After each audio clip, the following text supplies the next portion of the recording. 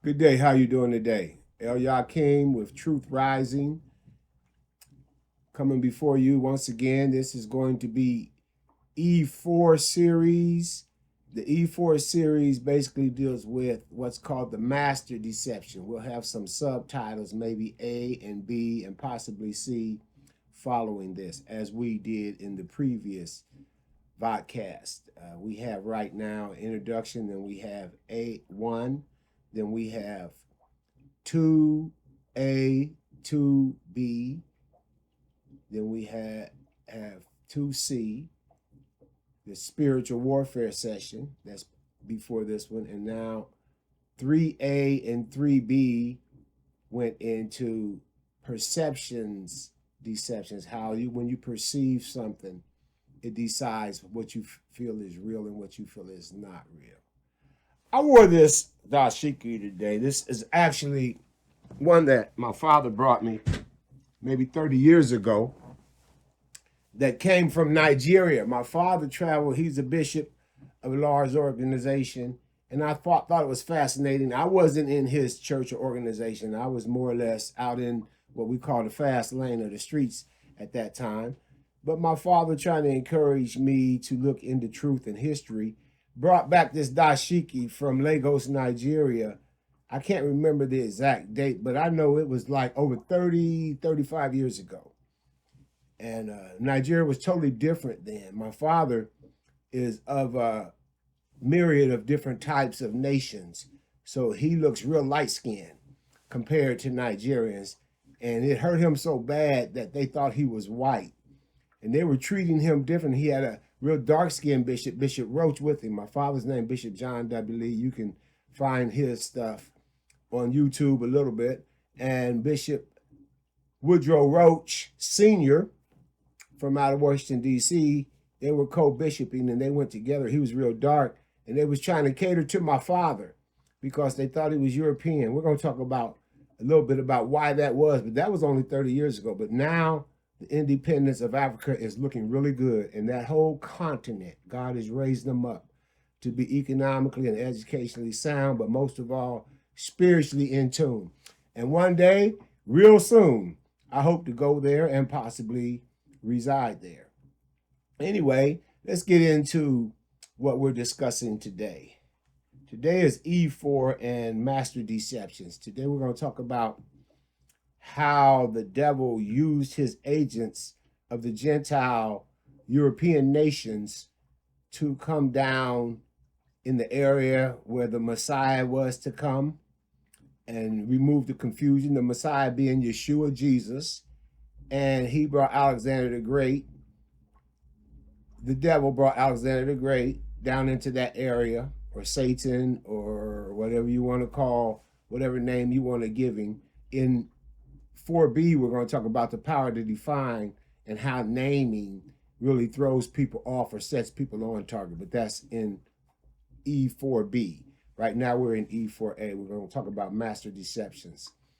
So he brought down Alexander the Great in the area to bring the Greek, first time Europeans, or what you might call Caucasians, if you follow their false conception of humanity, Caucasian, Negroid, Mongoloid, which I do not, because that's another game of labeling and defining in order to basically give a wrong perception of different peoples.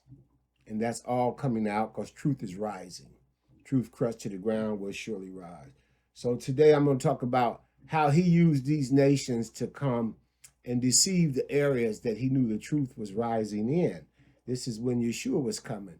Jesus, Yeshua, is the truth, and he brought the truth. He said, I am the truth and the light, to remove the darkness from the confusion that even the Israelites and the Jews at that time, and the Israelites before them, and the Hebrews before them had lost their way based on deceptions of the adversary.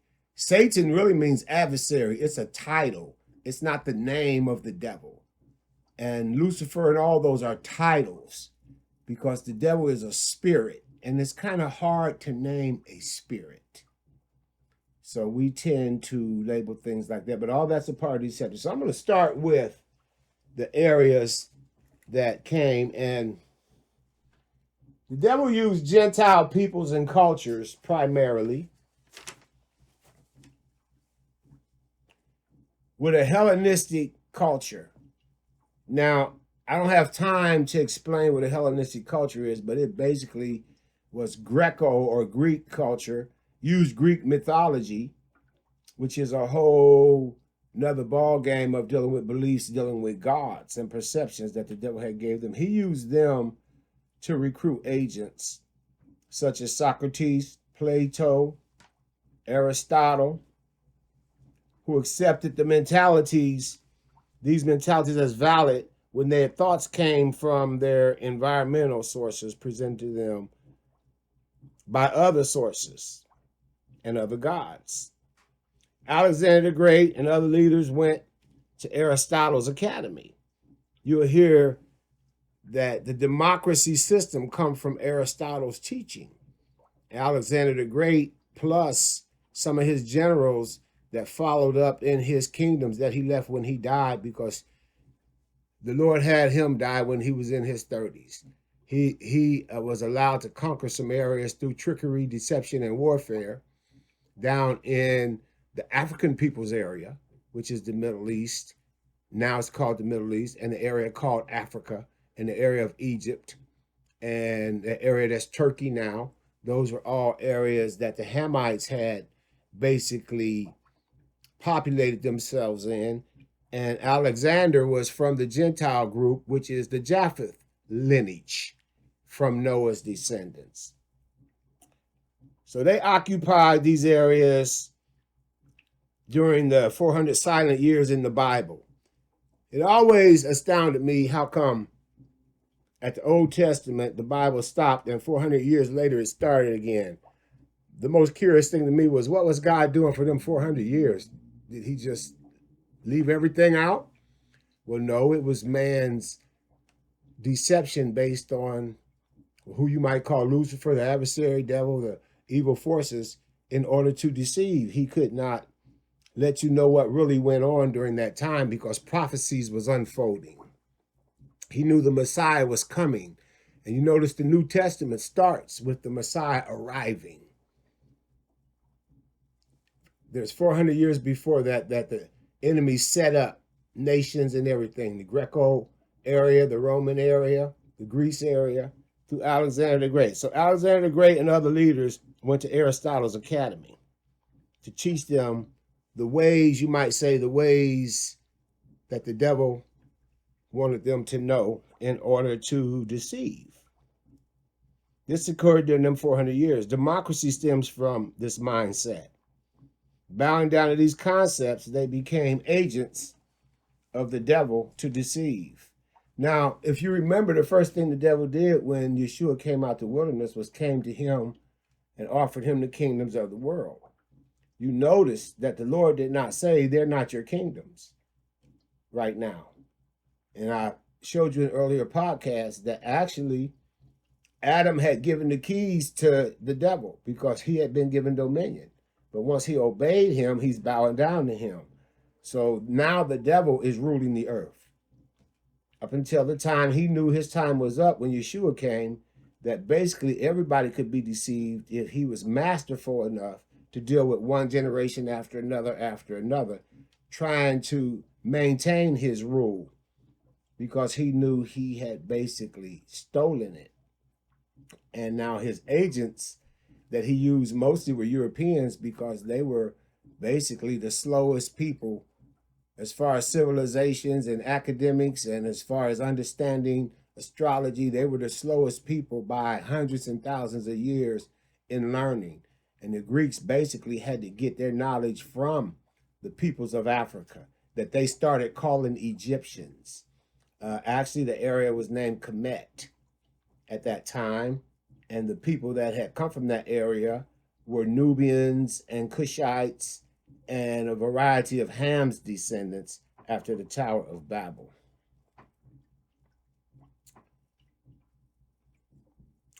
Bound down to these concepts, they became agents to the devil to deceive, accentuating the intellect of man, and started establishing dominions over the minds of men, to get dominion over the nations, attempting to stop the gospel prophesied in the geographical areas that is now called Africa and the Middle East. This was foretold by the prophets, and Satan knew it, that the King of Kings would arrive and would bring truth and grace. And the scriptures say he was full of truth and grace, of truth and grace to the world.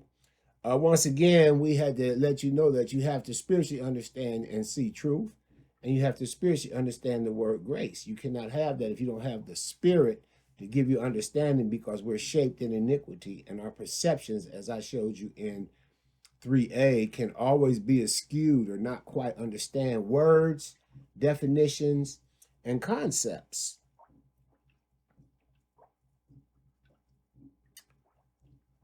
So the King of Kings, which we call Yeshua, Jesus, the truth, the word, light over the earth, Spirit, the Holy Spirit, love, and God, all of this is the King of Kings in different manifestations to present himself to man in order to redeem man from the deceptions that sin brought in. Sin basically meaning being deceived to follow the wrong instructions. Deceived by who you might call the devil. We'll talk about that later on, why he's called the devil. And of course, all of this was prophesied. Moving and defining geographical areas is also used as a tool to facilitate these false concepts and constructs of race for the purpose of claiming that a superior civilization comes from areas like Greece, a Gentile populated area. A part of this deception was to remove areas from the continent from which Kemet, which is renamed Egypt, and the Middle East, Northeast Africa, is now called the Middle East, from the continent of a black populated area. And a part of that is to institute slavery to create division. I'm going to show you an area that I'm talking about. On this map, you might not be able to see it, so I'm going to pull this up. Don't you fall on this. If you see this map right here that they have in Africa, notice Middle East is missing, because now they're saying that's on the continent of Africa, Europe, and Asia. They named those continents to geographically rearrange areas that will prove their false concepts of who was civilized, who was wise, who had God's information, and who didn't.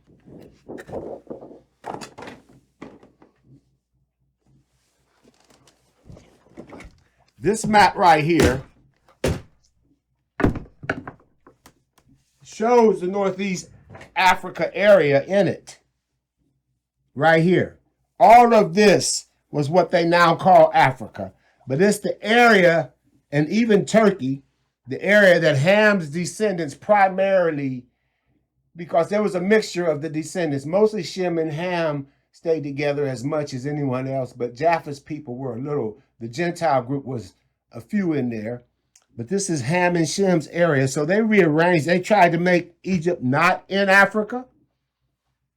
And they tried to make the Middle East something other than Africa, because all the Holy Lands had come through there. So we're going to discuss that in 4B. Right now I'm going to close. And we're going to go deeper into exactly how these things were done. Exactly how Alexander came and took certain areas, what they call Alexander the Great. Exactly how the Roman Empire came and took over. And how empires from that point on turned into the Gentile ruling of the world, which is now called Western civilization. Once again, I thank you. And I hope to see you in 4B, which is going to be called the power to define. Thank you.